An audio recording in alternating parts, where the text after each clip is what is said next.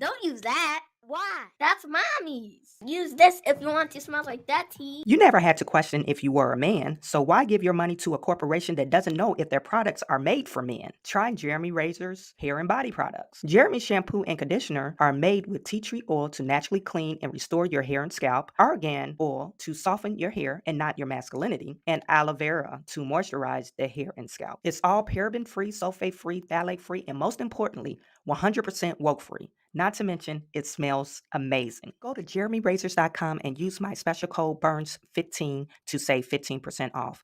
That's jeremyrazors.com. Use my special code BURNS15 to save 15% off. Welcome back, everyone, to another episode of Business Talks. I am your host, Chawanne Burns. In today's episode, you hear that in today's episode, I'm glad I'm not a singer because that was a total croak. In today's episode, we're going to talk about January 6th. January 6th riots, okay? It was I guess the second year anniversary to January 6th riots. I don't call it the riots. I call it like a protest, but I guess because it was some defacing of property, lives were lost, some people were injured. So I guess it constituted as a riot. I wanted to make a comparison from January 6th riots to the George Floyd riots. I wanted to actually look into it to see if which one had the greatest impact. When I say the greatest impact, I think the greatest impact of our social and emotional health, mental health. And then I wanted to look at the dollar amount, what caused or the impact of these riots. What happened? What happened afterwards? We know the media has been hammering or honing in of how impactful and injustice the January 6th riots were. It was the greatest threat to our democracy. And that very may well be true. But I think we do have to look at the George Floyd riots and how that impacted us as individuals and social and economically. Okay. I'm not saying George Floyd should have been killed. I'm not saying that. I'm not a supporter of the BLM riots. I'm not a supporter of the January 6th riots. I just wanted to look at the impact that these caused. So we'll view that today, and we'll discuss that today. And then we're going to talk about some other stuff that's been going on in the news. So you guys stay tuned. Something like this. Looks a little bit like I can't miss. Hey, this is what you call a bad. What? This is what you call a bad. Something like this. Looks a little bit like I can't miss. Hey, this is what you call a bad. What? This is what you call a bad. So I do have a new headset and mic. I just want you guys to put in the chat. Let me know if you could hear me and see me. I know you can see me because I'm on the screen, but I want to make sure you can hear me clearly. Okay. Sometimes I don't hear myself talking in the headpiece, so I'm not for sure what's going on with that. Anyway, we have Brian Brenton. What's up? What's going on? We have Dickie Mint in the house. You guys, I'm doing a different schedule because I'm trying to get back into the swing of things. I'm trying to see what works out for my schedule and for you guys. This is a testing week. And next week will be testing week to see who's on in the afternoon versus the evening. Okay, so let's talk about January 6th. January 6th, they're saying that was the biggest threat to our democracy, I guess, because they're saying that people showed up at the Capitol building and they were protesting. They were protesting because they didn't see the election was fair. They didn't feel like the election was fair. They felt like Donald Trump should have won. and they felt like the election was stolen from them. Now, since we are in a democratic republic state, we have the right to protest.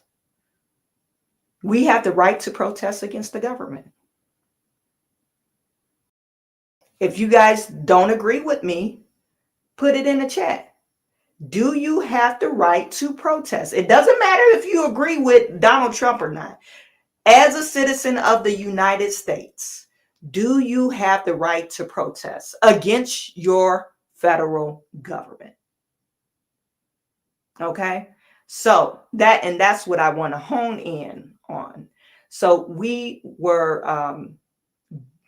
the news beat it up this weekend, talking about the greatest threat to our democracy was the January 6th riots. And we had even some news anchors crying, said they couldn't believe what was going on.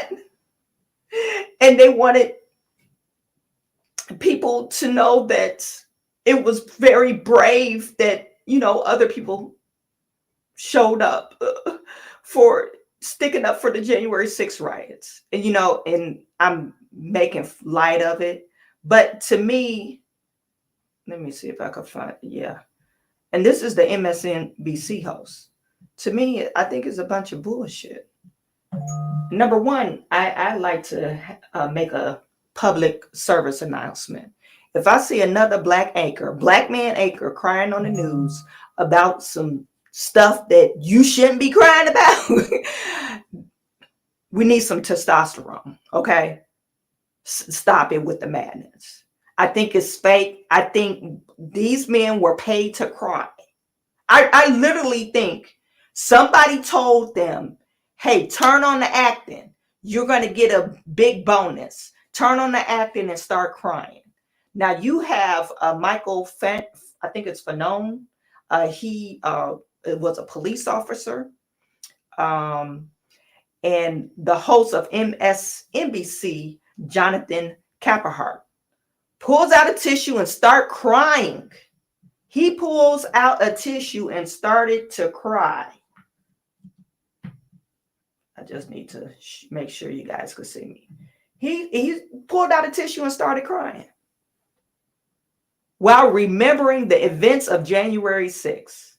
And this is from Colin Rugg, his Twitter post. And he said it was unreal.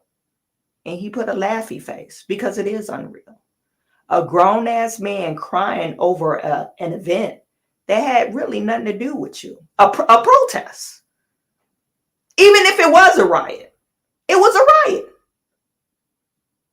And how dare us as Americans say, hey, just because I don't agree with you, you have no right to go up there and protest because you don't agree with what they believe. You have no right. So let's take a look at this and see what this guy is crying about. To me, it's a little bit on the ludicrous side. I'm going to try to get through this. Thank you for what you did 3 years ago today. Please tell me your thoughts on this third anniversary. Do you guys believe this bullshit? I'm going to try to get through this. Thank you. Thank you.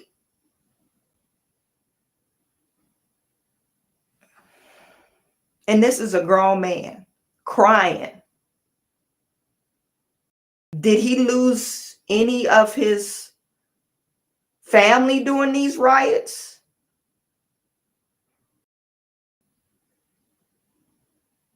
People were scaling any congressman. I mean, literally, they were in the to scale the Capitol building to stop quote unquote, to stop the proceeding, I guess, of switching powers. And they were calling out for Mike Pence. Mike Pence, you're a traitor. How dare you certify this election? That's what they're saying that they did. They were calling out for Mike Pence. I don't know. I didn't see. I mean, the footage is like vast. You have to thumb through it. That's what they said on the media. People were calling out for Mike Pence, so he could stop certifying the election. No congressmen were attacked. None of them were injured. No senators were injured.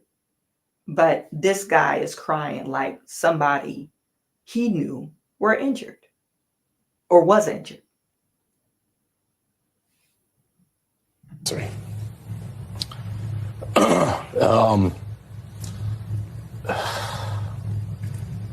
We are still in the midst of the same fight that began on January 6th, 2021. And we have a lot at stake in this country. And I think that it deserves every American's attention. Okay. It does deserve every American's attention because, like, literally, what are they saying to us? Okay, so this guy was crying for no apparent reason. I'm going to try to get through this. Thank you for what you did 3 years ago today.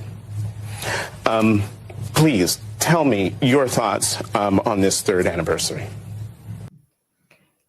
Put it in the chat. Do you think this guy was paid to cry? Jonathan Capehart. Jonathan Capehart. I'm trying to get through this. I'm going to try to get through this. Thank you for what you did 3 years ago.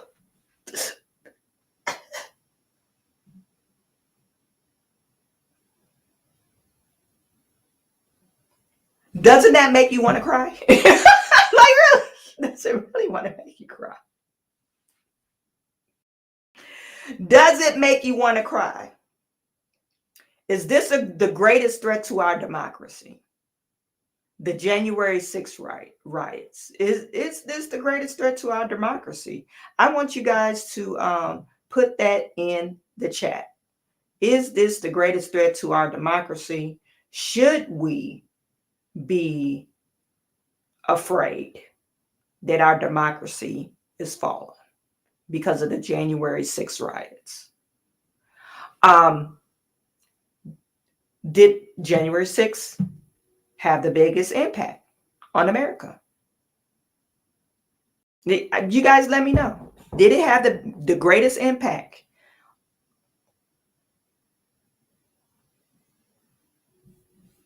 So we're going to go, and I want you guys to look at this one.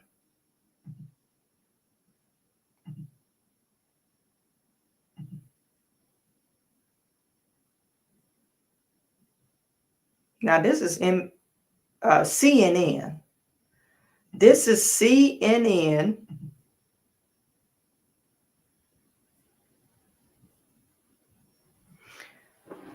Now, so January 6th lasted one day, okay? That's what we need to get in. It lasted one day for several hours. I read a post, and actually Vivek Ramaswamy reposted this, saying there were pipe bombs strategically placed around the Capitol building. They never went off, but nobody's ever looked into it. Who placed the pipe bombs?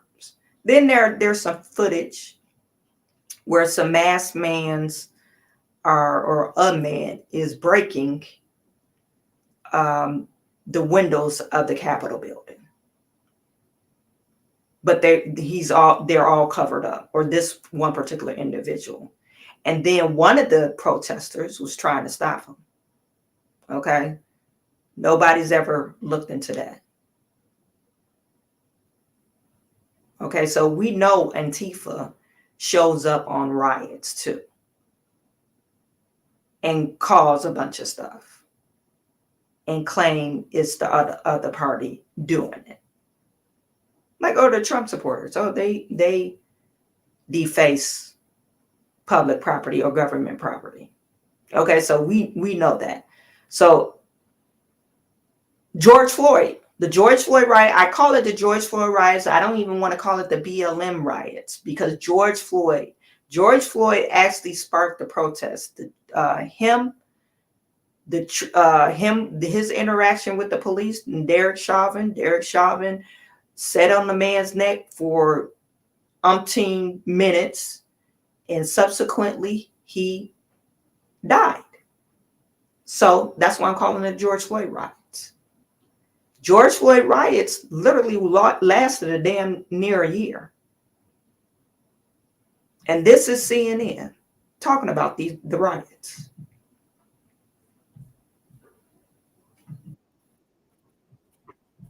Protests all across the country tonight. The video of an officer. Now, I'm going to show you this video of George Floyd. It is pretty graphic. You guys, if it's kind of hard to watch. I'm not going to show the entire video, but I'll show you and I'll skip over that part when it gets to it. Floyd's neck, as Floyd pleads for his life, has shocked Americans. More tonight from Sarah Seidner. And I must warn you, the video is graphic, difficult to watch. That's the food. Just my stomach hurts. My neck hurts. Everything hurts. Please. Please. Last minutes of his life begging for one simple thing. 3 minutes and 9 seconds. Mama, I can't breathe. Unresponsive, Minneapolis police officer Derek Chauvin keeps pressing his. What more we gotta go through in life, man? They didn't have to do that to him. The beginning of Floyd's end was the 911 call that brought him face to face with these officers. Floyd and a friend are accused of trying to pay for items with a counterfeit $20 bill at the Cup food store on the corner of 38th and Chicago. At 8:08, officers arrive at the store. Charging documents say the initial responding officers are Thomas Lane and J.A. Kyung. They walk to the car Floyd and his two friends are in. There's a brief struggle with Floyd. But within a minute, you see an officer seating Floyd on the ground against a wall. He is handcuffed. A minute later, Floyd is brought to his feet, and both officers walk across the road to the police cruiser. The police cruiser has been.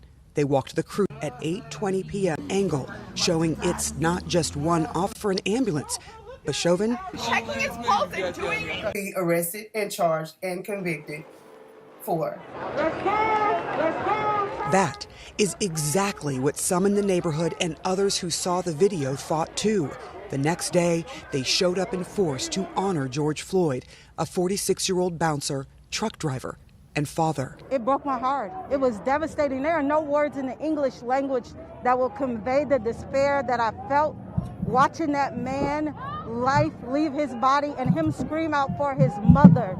I heard my son saying, "Mama, save me." The day after Floyd dies, the 4 officers involved are fired, but the emotional wounds have already been broken wide open. By nightfall, sorrow turns to anger. Protesters rage against the neighborhood police. By Wednesday, it explodes. It's not just water bottles and rocks versus tear gas, flashbangs, and rubber bullets. They've been shooting me I'm talking about all day. And it just collapsed. There you go. Buildings are set on fire and stores are looted. The devastation to a neighborhood further hinders its ability to heal. We know that in this neighborhood, the disparities are high. We have a high senior rate in this neighborhood. All these couples, everything has been demolished and everything is ashes now. What we wanted to be is part of the solution. She is absolutely correct. Seniors,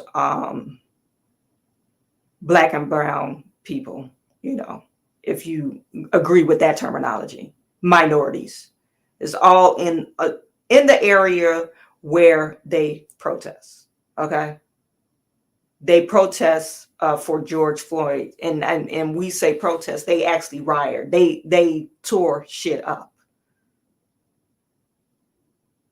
And most of the business that they tore up was their own businesses, where their mama, daddy, sister, brother worked at. Mr. Brown owned the store on the corner store. They rioted that store. They burned that store down. And where do we have to go now? Where are all the businesses at now? They're gone. They never recuperated. It was either COVID that took them out or these riots. But the protesters' anger cannot be contained. Thursday, protesters breached the police precinct perimeter. Eventually, there is no police presence at all. Then this. But we are definitely now seeing a fully on fire 3rd precinct here. Protesters celebrated. The next morning, as the National Guard rolls in, You can move back to where you'd like here. state police make a move that is roundly condemned. I'm sorry? You're under arrest. Okay. You are arresting the wrong person. You're arresting the media guy. State police, shame on you. You're going to arrest the media guy. He's reporting the news. Why are you arresting him? That, to me, that don't make no sense. Do you mind telling me why I'm under arrest, sir? They detained CNN reporter Omar Jimenez and his crew live on television with no explanation from police at all. I believe they're about to, we're all about to be arrested. That's our producer. And the governor apologizes. I take full responsibility. There is absolutely no reason something like this should happen. The crew is released. Friday afternoon, an announcement. Officer Derek Chauvin arrested and charged with 3rd-degree murder and manslaughter. This is a scene that has developed so quickly. But protesters say justice means more than charges for one officer. It's about the systematic nature of policing black people in America. I am out here to get justice for my city. My city has been going through a lot of pain. This is not the first, second, or third time. And this needs to get stopped right now. And this is the only way. You see all this damage is what we have to do to get our voice. It's not the only way. It's not the only way. Go back to, I'm not going to play that whole clip, but go back to George Floyd. I think they sat around for him, the police officer, Derek Chauvin, on his neck for 9 minutes. Wasn't it like 8 or 9 minutes? It's just really ridiculous, really insane. People sat around with their cameras and film instead of getting involved. If you want to get active, I would condone assaulting a police officer. We just stood around and looked and filmed it. Oh, look at what they doing. After 1 or 2 minutes, somebody should have been like, where's the brothers at? Should have stepped in. Like, no, you ain't doing that. But then you got these people, aftermath. Several people watched this go down. Several citizens watched this go down. And even police officers. Nobody said, oh, get off his... Nobody got mad about that shit. Black, brown, white, or whatever. Nobody got mad about it. They sat there and put it on their film, or they because they wanted to be the first one to post it. That's how we are effed up as a people. Because we sat around and watched that shit. Back in the day, that would have never happened. You wouldn't have had a whole bunch of bystanders, and they wouldn't have intervened. I'm just sorry that wouldn't have happened. And no, if you in the hood and the police know you in the hood and it's a bunch of people standing around, the police just roll through. They know that not to stop. Anyway, so what are we saying here? We're so upset. We sat there and watched it. And I'm not taking the ownership off the police, but we as a people, the citizens, just sit around and watch that shit happen and upload it. Oh, I want to be the first one to put it on the media, on Instagram or wherever it landed. Nobody called the cops. The police called the cops. Nobody called the ambulance. The police called the ambulance. And he sat on that guy's neck till he was unresponsive. And they said he didn't die then. I guess he died on the way to the hospital. But I want to hone in. We're saying this guy, this young boy, saying it's the only way. It's the only way that we could get something done, is to tear our own shit up. No. If you really wanted to make a stand, y'all should have attacked that police officer. Y'all should have whipped his ass. And on site. That's what it should have happened, but it didn't. To get justice for my city. My city has been going through a lot of pain. This is not the first, second, or third time.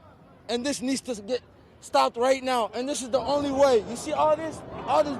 I believe it's not the only way. To me, that's not. I guess that this is the worst way to do things. Anyway, if we really wanted to, send a message during the time of George Floyd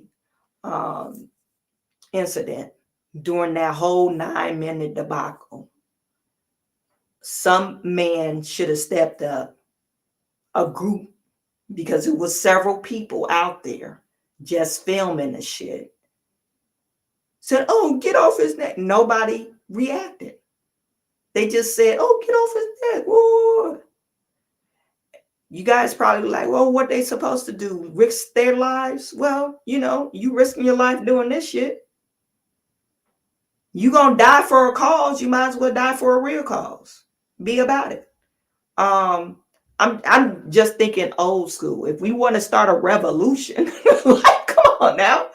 If you say I want to start a revolution, you ain't gonna burn down your brother's store, your uncle's store to start a revolution. That's not how you start revolutions. And then the police officers would get that would have taught them a lesson. You don't come around here. You do your job, but you don't come around here with all that riffraff.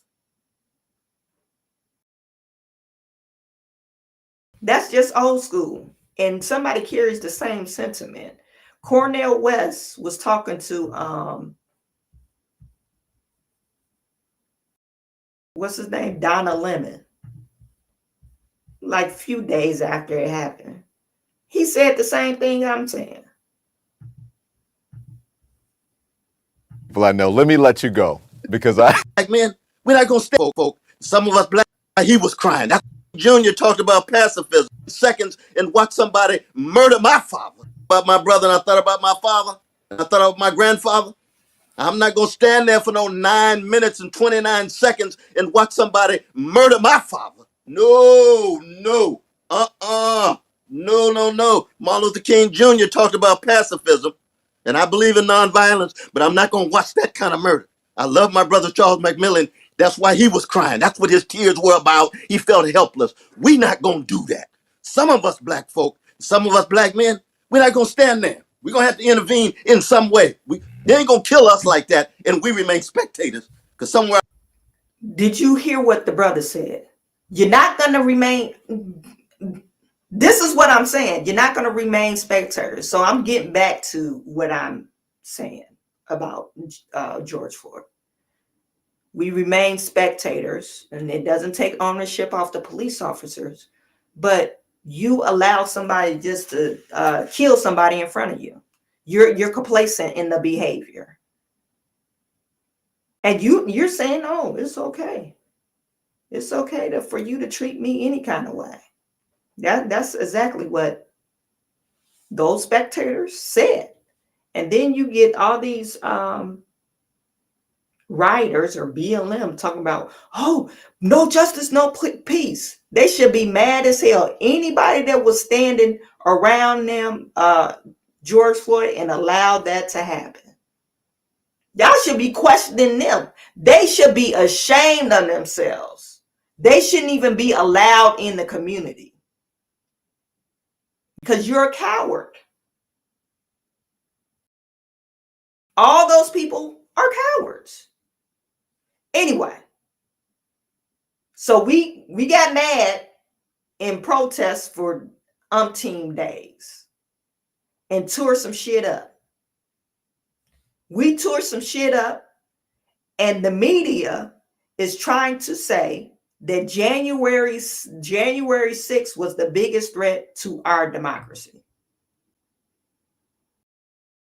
Y'all see all the stuff that I just showed you. Check this shit out. On January 6th, new footage shows tense exchange between January 6th rioters and GOP lawmakers. And you guys tell me how you feel about this. The attack on the U.S. Capitol, the Justice Department has released shocking new video of the violent insurrection. In this never-before-seen footage, two rioters aggressively confront two Republican members of Congress who are barricaded inside the House chamber. We want to show you the entirety of this shocking video. We have to warn you, some of this footage is very disturbing. Did you hear the words that he said? Shocking, disturbing, violent. Those are all the words that he used to describe the video. I haven't even showed you the video, but remember those words that he used. I'm going to replay it for you. Shocking new video, violent exchange, intense exchange. Released shocking new video of the violent insurrection. In this never-before-seen footage, two rioters aggressively confront two Republican members of Congress who are barricaded inside the House chamber. We want to show you the entirety of this shocking video. We have to warn you, some of this footage is very disturbing. I'm at the Capitol. We're inside the building. We're trying to get in. We got the glass broken. These are all your patriots. This is our house. This is our house. Our house. How do you handle this? Open the door, brother. How do you handle it? Come on, man. Open the door. They're socialist pigs. You're gonna kill patriots and put this world together. What's wrong with you? Are you mad? You got kids. We got kids. We got kids. We're fighting for today. America's my son. So you better watch out, boy. They're socialist pigs. I can't hear what this guy's saying. Hey, what are y'all saying? Where are your friends? Yeah. Why? I don't think they're going to gas this. No, we just got pushed up to the front. I've never had a ticket in my life. Hold on, man. Ever. I've never broken. You want my license number? We're real American citizens who are sick of this. And we're making it knowing that we're sick of it. Okay? 30 years. Would you? Huh? And I've never had people act this way. Say again? I've been in law enforcement in Texas for 30 years. Talk a little louder. That's because you've never seen corruption like we have seen this last month. I'm ashamed. And I'm ashamed of my Congress people. They don't even stand up for it. They're giving away They're giving away my grandchildren. Only violent thing and shocking thing. I'm like, okay, this is really. They didn't use not one cuss word, number one. So I'm just like, what's going on here? They're just having maybe a heated debate. And then the only violent thing I really see is the Capitol Police or probably Secret Service pointing his weapon at the guys so they won't breach the barricade. But you hear the woman in there, come on, we broke the glass. Let us in here. This is our house.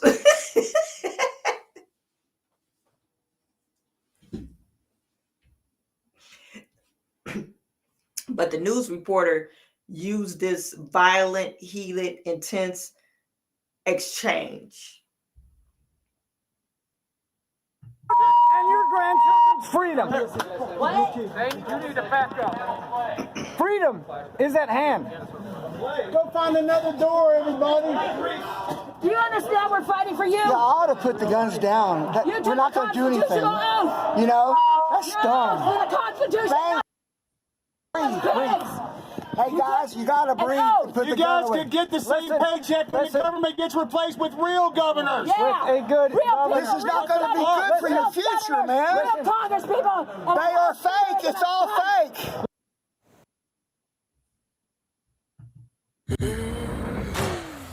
This is Alaska. Some questions just don't have answers. True Detective Night Country, streaming exclusively on Max. Looming over the campaign this weekend is the third anniversary of the attack on the U.S. Capitol. Yesterday, the Justice Department.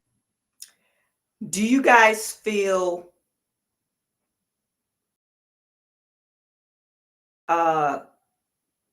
threatened by that? Did you feel like, oh my God, this is crazy?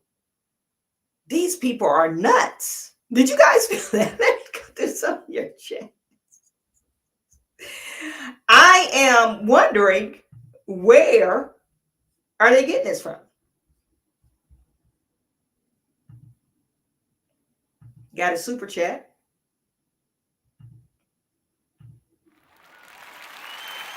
T said, thanks for covering this.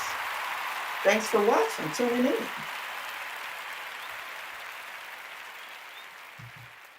Dwayne Manziel, George was a walking dead man because of the fentanyl. You know, I didn't play the whole video, but you notice he fell down. He probably was kind of high, when they was arresting him. But he fell down. He couldn't make it to the car. And then he was fighting them. Like, okay, so what's the point of that? And Dwayne says George Floyd did not show Floyd eating the 2 bags of drugs during the original arrest.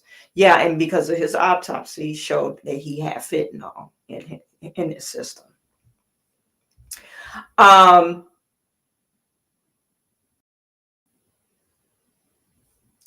Ryan Foster, is sad how we cry for justice and peace, but shoot ourselves in the foot. I appreciate this side-by-side comparison. Election time is before us and time is running out to wake up and sift the facts, or sift facts out. Very correct.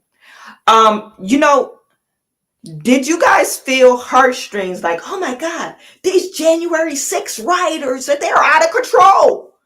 Did you guys feel that? No, but when you saw this other shit, this other, you know, I don't know what, rioting, this crap,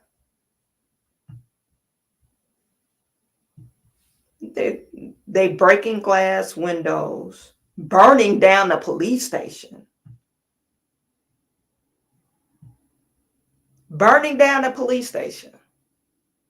Then the state police comes in and arrest the wrong people. You're arresting the people to report the riots, but I don't know what the point of that was. Maybe they just was trying to clear the street. I'm not for sure, but they arrested the wrong people.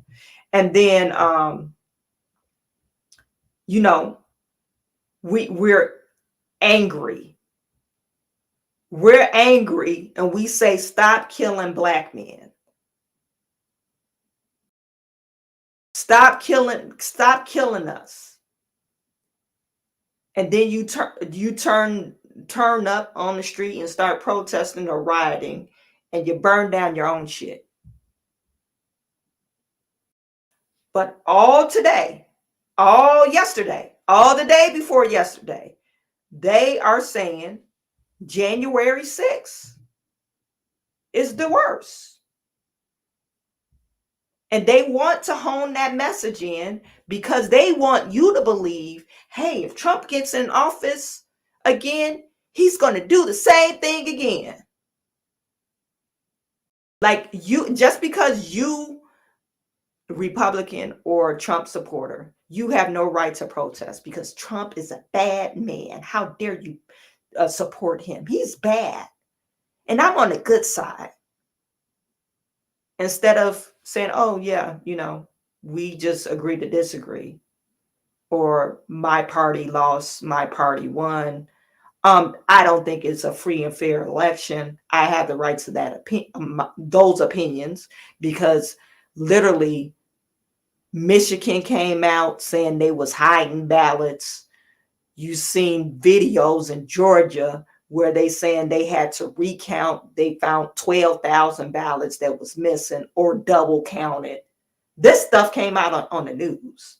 And you want Americans to believe it was a free and fair elections, and those people don't have a right to protest because you supported Biden and Biden won. And you want him to win. So everybody else that don't agree with you, they need to go to jail. They have no right to speak up. Is that a democratic republic? Is that democracy? I want to share this with you. Remember President Biden when he was elected? This is what I'm talking about. I think the media, especially black men in the media, has been paid. What the fuck is Van Jones crying about? Look at this fool. Thoughts? It's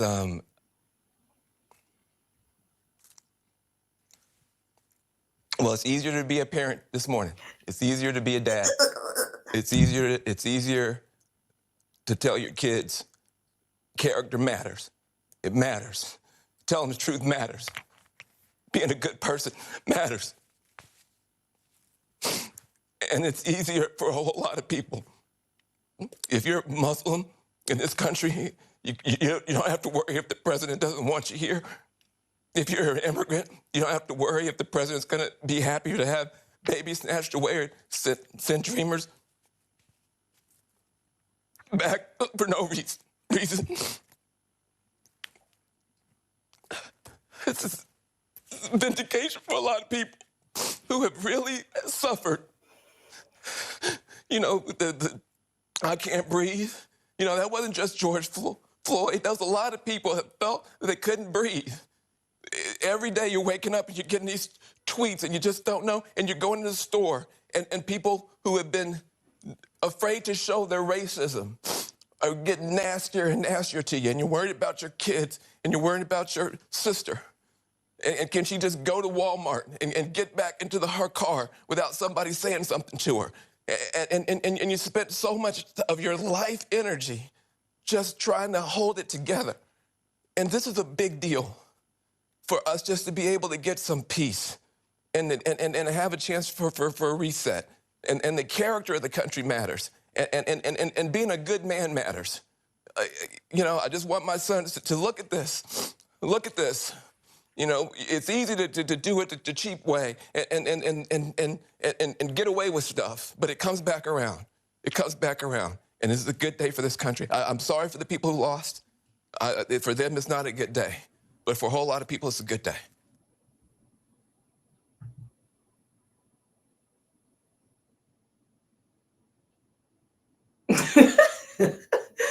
I'm lost for words. This guy actually cried because his massa was elected into the White House. What the hell are you crying about? Why are you crying? Somebody put it in the chat. Why was this man crying? He said he couldn't go to the grocery store because somebody was showing racism to him, was being racist. That's what he said. He said he was afraid for his grandmother, his mother, because now racism was out in the open. Really?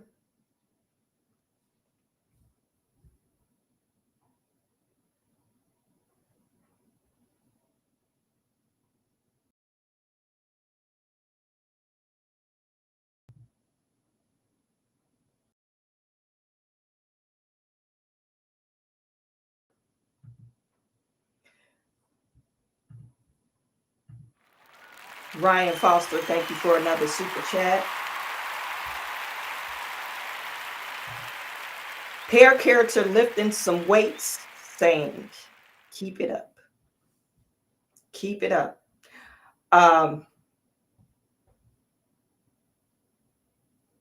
Van Jones. That was Van Jones talking about character matters, which he was correct. Doing the right thing matters. That's correct too. But why in the hell are you crying about Joe Biden being elected as president? This is where, you know, when Barack Obama was elected, and my mom, she's in her 70s, and so you know she's seen a little bit. And she told me, I was like, you know, Barack was elected. How do you feel? Because I wanted to get like a reaction from her because, you know, black president or whatever. And so she was like, you know, she literally like, I'm baffled. I'm lost for words because I never thought I would live to see this day. Now, I would expect black folks, like if you voted for Barack Obama, black folks to be teary-eyed, you know, older black people. But why the hell Van Jones crying? Because another white man was elected to presidency. And I ain't got nothing against the white man, but come on now. You crying. Because Joe Biden, he locked so many niggas up back in the 90s. And you crying that he was elected. You are literally crying to the grand wizard of the 1994 crime bill.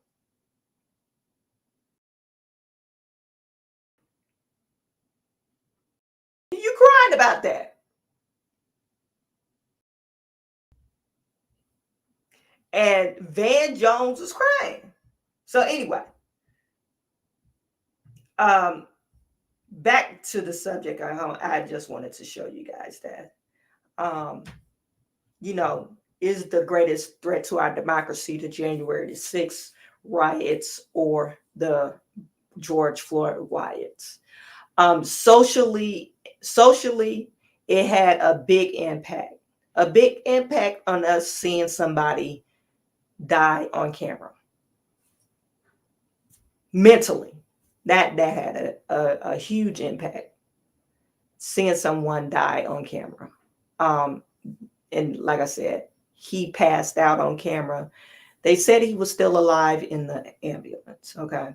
But that had a big impact on everybody. When you saw the January 6th riots, did you say, oh my God, our democracy is falling? No, you didn't say that. Did anyone say that besides the guy from MSNBC that was crying on the news? Nobody said that. Nobody was crying besides this black guy that nobody knows. His first name is Jonathan. I forgot his last name already. Nobody said, oh my God, this is the biggest threat to our democracy. Oh my God, democracy has fallen. Even though if you think Trump caused it, I was thinking like, damn, Trump people, wow. That's what I was thinking. Like they bowed about it. They down for the cause. They went down in March and said, no, you stole our election. That's what I was thinking. I didn't think like, oh, these are some horrible people. No, I just think like, yeah, they have the right to protest. If they believe that the election was stolen from them, they are American citizens. But do you feel like it's the biggest threat? I'm going to play this short clip for you because I think it's hilarious. This is Cat Williams talking about white rioters versus black rioters. White rioters versus black rioters. It's just a joke, you guys. Don't take it personal, but I thought it was hilarious.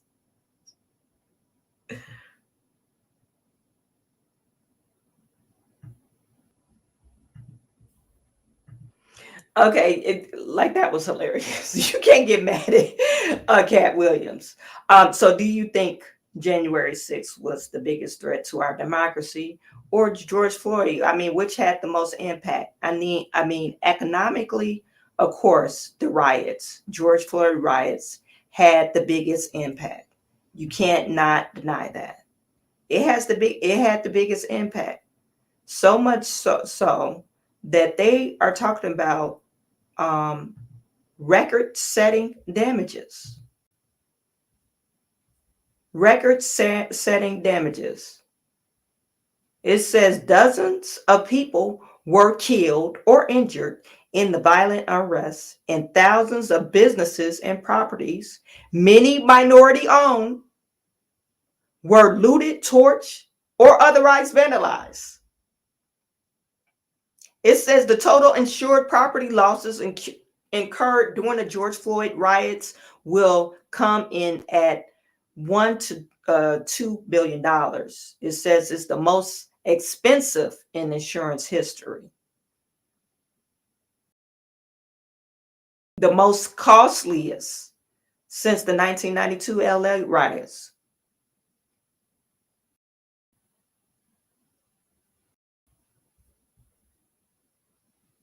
$1 to $2 billion. And they're saying that it's probably underestimation.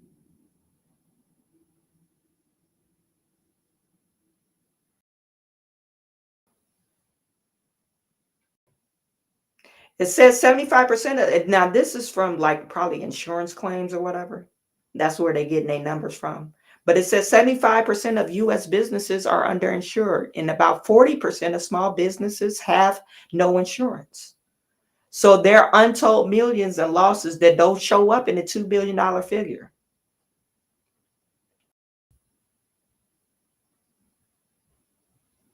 They beating up people, elderly people, because of the color of their skin. Oh, you white, we gonna attack you. And he had nothing to do with it. This guy had nothing to do with it.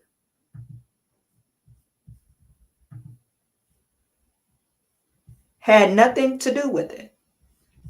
Let me make sure you guys can still see my tab. Oh, you can still see it. Okay. But the media wants you to believe that January 6th, you should be upset because your fellow Americans that probably they got a different political ideology, they don't agree with you. Oh, they had the nerve to protest.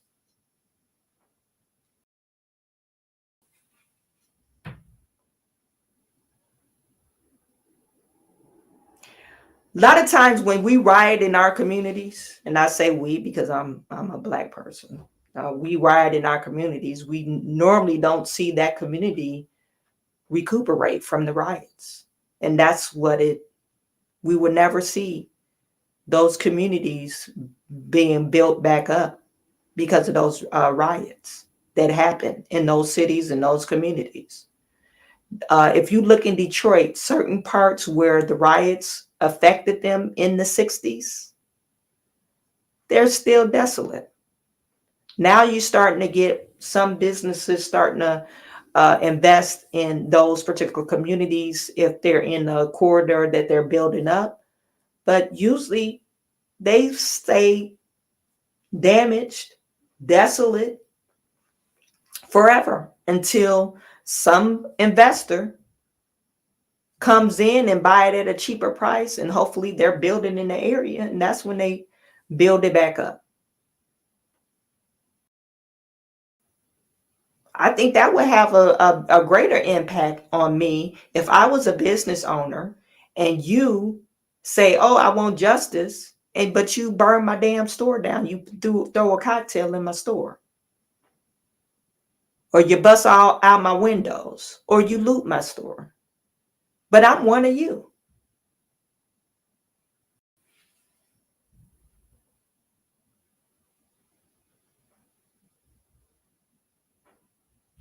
Not only it impacts the total loss of the business, like assets. We're talking about assets and things that you have to make insurance claims from. But we talking about years of impact. They're lost on economics. We no longer have those jobs from those smaller stores. We no longer have that dollar cycling in our community because of those stores are no longer there. So reason why these communities stay poor is because of shit like this, and they never recuperate. They never recuperate. That's why I didn't agree. Well, it wasn't a riot, but I didn't agree for the government to shut businesses down during the pandemic.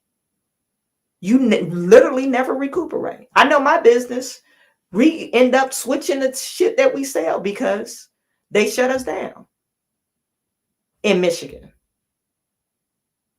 I really never recuperate. And then the strip that I was in, all those businesses besides the liquor store, all those businesses are gone.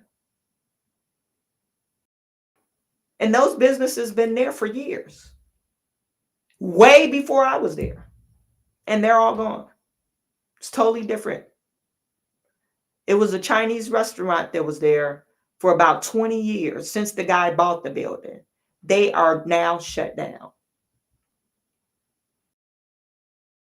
They never recuperate. So impact versus a threat to our democracy versus really what are we facing here? Like, what are we really talking about? What is the media trying to tell us? I think it's a bunch of bullshit. January 6th, it doesn't impact our democracy. If anything, it solidifies our democracy. But you're trying to use whoever is prosecuting these people. The people that wasn't even there, they're prosecuting them for January 6th. Why don't they hire Patrice Colliers? Why don't they arrest her? She was over the BLM movement, or that one lady talking about, oh, we'll burn, we don't own none of this shit, we'll burn this bitch down. Why didn't they arrest her? She organized that, but they, the Proud Boy guy, I forget what the guy's name is, they arrested him, gave him 26 years, and he wasn't even there. So only thing it tells us that you can't be a democratic republic and have a different view, because you'll be politically persecuted.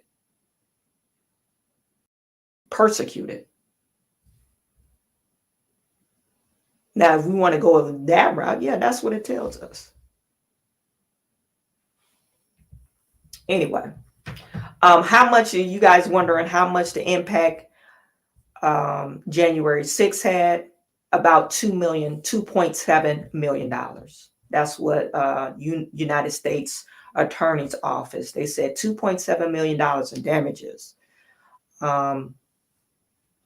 950 defendants have been arrested, nearly in all 50 states. They had criminal charges pressed against 284 individuals. How many people was arrested? George Floyd, they said about 13,000 people were arrested. They're not going to give you the numbers. I don't know how many been prosecuted. They're probably out. Their governors, and these are all Democratic cities, Democratic states. Their governors probably, oh, you gotta, they've been going through so much. It's okay for them to express their feelings by burning their cousin's store down, which is a bunch of bullshit.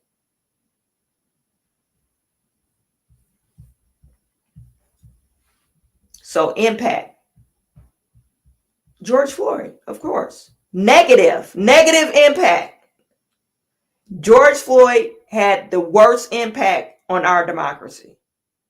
It was the worst, because all it tells us, you could burn some shit down and say it's for BLM or you being racist. I could burn your store down and say you're being racist. That's all it tells us. But if I don't agree with your political ideology, I don't have the right to protest. Anyway, that's all I'm going to say about that. You guys put it in chat. Let me know what you think. Let me know what you think.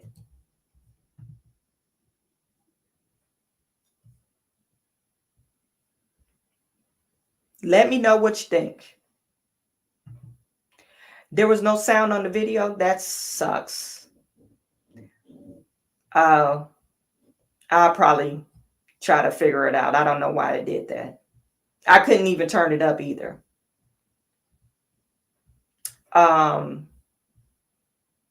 Hopefully you can hear me now. Can you hear me now? Dems don't believe in the Constitution. No, they are what do you call it? Anti-American. They want to go to like the socialist country. Very anti-American. I wanted to share something with you guys before I get off.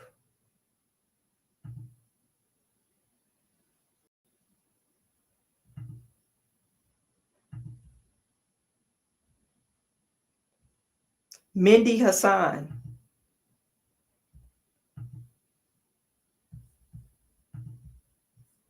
Mehdi Hasan. Remember Mehdi Hasan? Don Lemon got fired, or did he resign?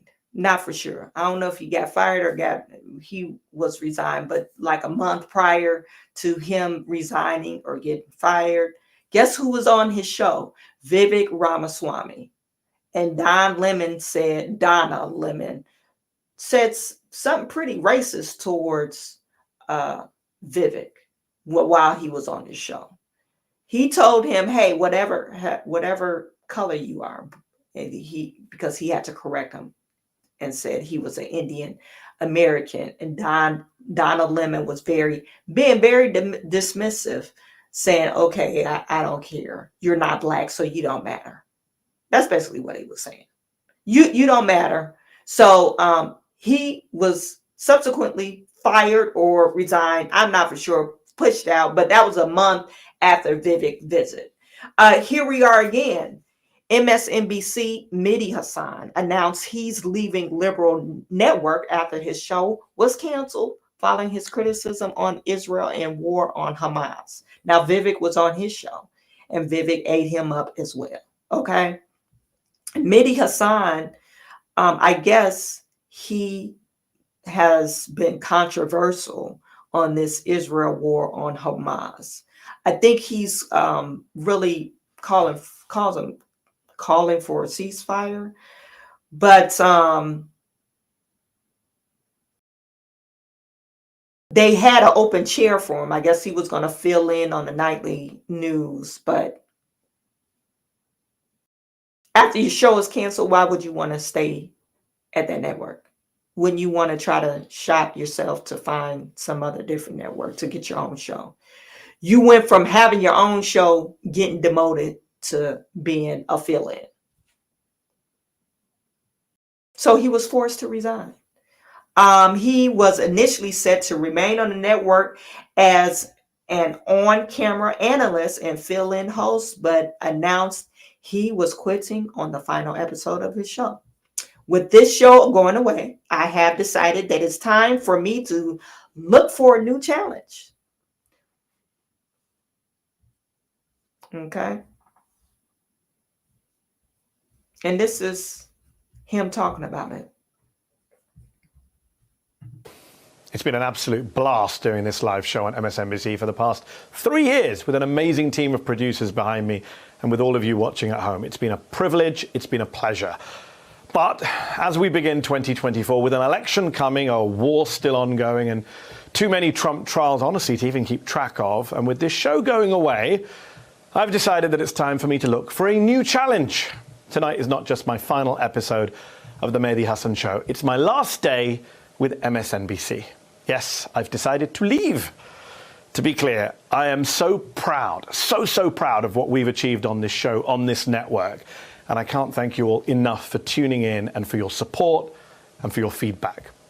But as I say, new year, new plans.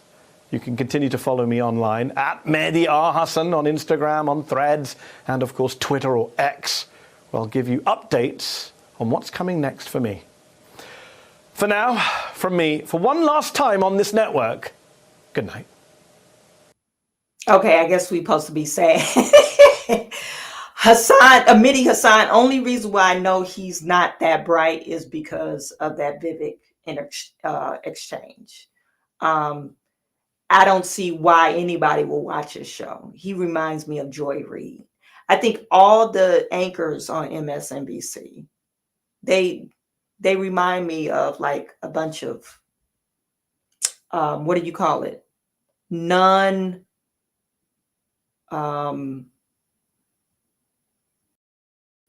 not in reality. You know, they just like out there.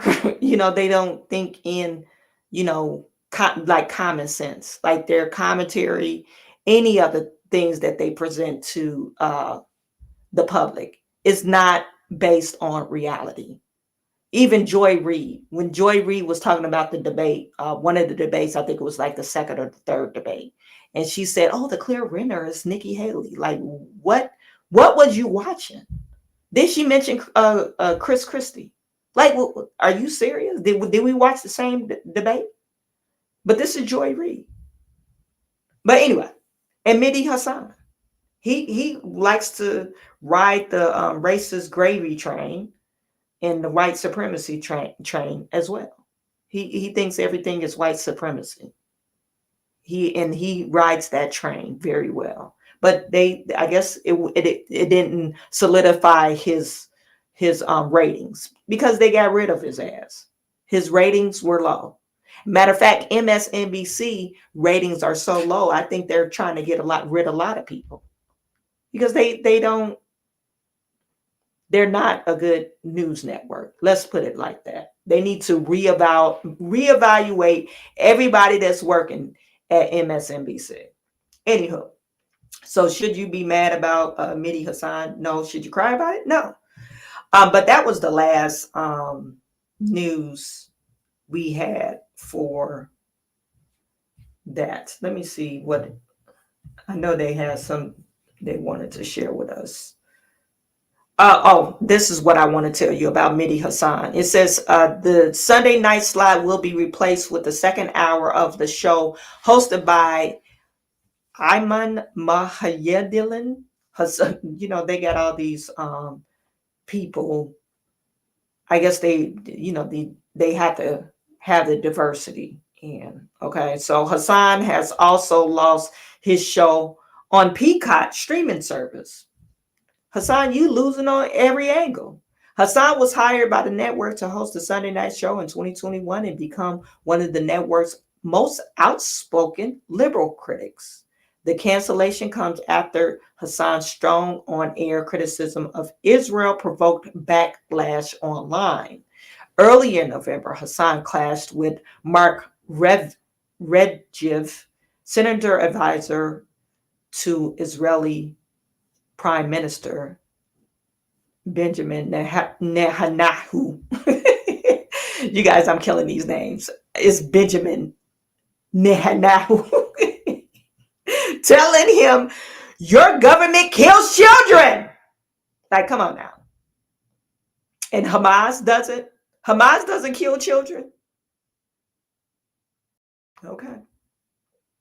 The presenter was also facing pressure after homophobic and offensive comments. Are you kidding me? Hassan. Oh my goodness. You are a liberal and you are saying things about gays and lesbians, negative things. It says the presenter was also facing pressure about homophobic and offensive comments, including likening gay people to pedophiles. Really? Hassan. And non-Muslims to animals. What? Yeah, they should have canceled his ass. This is what he said. This is Mehdi. Hassan saying, speaking without notes and trying to be bombastic, I made stupid, sweeping remarks about non-Muslims, especially atheists. I cringe now when I reread those remarks. I made stupid, offensive analogies to animals. Arg! I'm embarrassed to have write about all this again. You should be.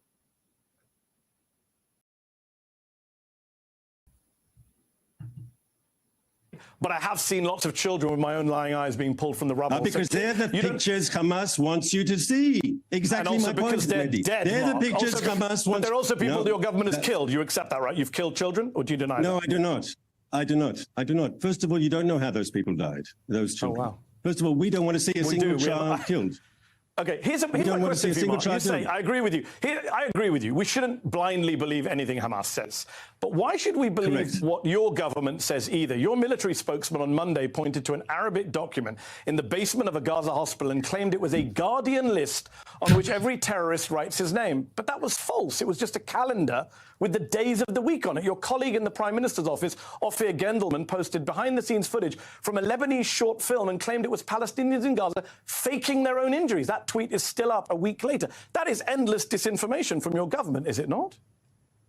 I disagree, and I think on the important issues, look, I'll give you an example, Mehdi. Originally, we estimated. No, answer your question. Allow me to answer your question. I'm answering your question directly, if you'll allow me. We originally said in the atrocious Hamas attack on our people on October 7th, we had the number at 1,400 casualties. And now we've revised that down to 1,200 because we understood that we had overestimated. We made a mistake. There were actually bodies that were so badly burnt, we thought they were ours. In the end, apparently, they were Hamas terrorists. When we make a mistake, we admit it. You're short on time. Why does that give you permission? Why does that give you permission to accept Hamas's numbers? I don't understand. I didn't ask about Hamas numbers. I said to you that your military spokesman... But you were quoting to me before Hamas numbers, Mehdi. You were quoting to me Hamas's numbers. Because the entire UN and the human rights community and the American intelligence community on Friday said they trust those numbers. But you're dodging my question, Mark. I'm not sure that's true. Why did your military spokesman on Monday point to a calendar in Arabic and say these are the names of terrorists on them? That's false. Can you accept that here and now? I'm not aware of the incident. Let's put up the image. We have the image. You have no I don't read Arabic. It doesn't help me. I have no comment. I'm not familiar with the incident. Does your spokesman read Arabic? Hang on, I have a question, Maddie. You're a journalist. Have you made a professional mistake ever? Not intentionally, but have you made a professional mistake? Exactly, and I own up to it. Have you made a mistake? So can you own up to the mistake? So if I've made mistakes, you've made mistakes. But there's a difference between making an honest mistake and between Hamas that deliberately exaggerates numbers to suit its propaganda purposes. There's a huge difference. So it sounds like it's like hold on. You said propaganda. Can we just deal with your colleague Ophir Gendelman's tweet? It's still up 7 days later. Why has it not come down? It's a Lebanese short film. We can put it on screen. It's not Palestinians faking their own injuries. Can we own up to that mistake and take that down? Is that not propaganda? Once again, I understand that was also a mistake. And so why is it still up 7 days later? I'll speak to Ophir about it if you like. I'll speak to Ophir about it if you like. He's a friend of mine and a colleague. I quite like him. He's a good man. He's actually very effective. Why is he effective? Well, he speaks mother tongue level Arabic. I agree. He made a mistake, but let's be clear. It's very good that we have someone who can speak Arabic in the Arab networks directly to Arab people, so they can hear Israeli opinions directly. Appreciate that. Is amazing at that. He's very important. Okay, thank you, Mark. I know you're short on time, much more short than me, so I'm going to keep going. Let's talk about war crimes. Human rights groups. So this is just the exchange between the assistant prime minister and Amidi. You could see he is, and he carried the same sentiment or the same type of arrogance when he's questioning people on his show, because he's looking for an aha moment to, oh, I got you. And that's what he was doing with Vivek. But, you say some nasty things. And I'm assuming he's Muslim. You're not the only religion that is practiced in the United States. Matter of fact, Christianity is the main religion here. So, you know, when you say anti-Muslim stuff or anti-Christianity stuff, that takes offense to people. And quite frankly, you need to realize that you work for a network that have probably Jewish people on the board, because they're all through media. So that's why your show was canceled, and probably because it sucks. Anyway, and it says MSNBC lost 30% of its primetime viewers during its coverage of Israel and Hamas. 33%. Because they don't like the rhetoric that they're talking. By comparison, look, Fox News audience up 42%, and CNN actually saw a increase in percentage, 17%. It says the outlet's viewers were down 24% overall for the 4 days between October the 7th and the 10th, which saw the outbreak of the war between Israel and Hamas. So Mehdi Hassan, he's very what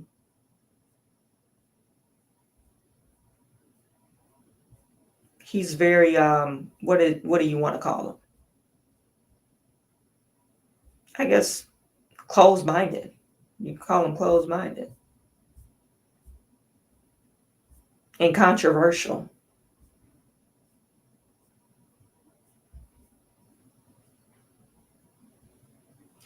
But he lost his job over it. Anyway, so that is it for our business talks. You guys, I really appreciate you for tuning in. You guys put it in chat. Let me know if you like the 12 noon, or do you prefer the evening? I was just trying to something different. I think 12 noon will be my Mondays though, because my kids, they're starting to participate in a lot of sports. So 12 noon will probably be like the time for me on Mondays. I don't know about any other days. Okay, so thank you for tuning in, and I will see you tomorrow.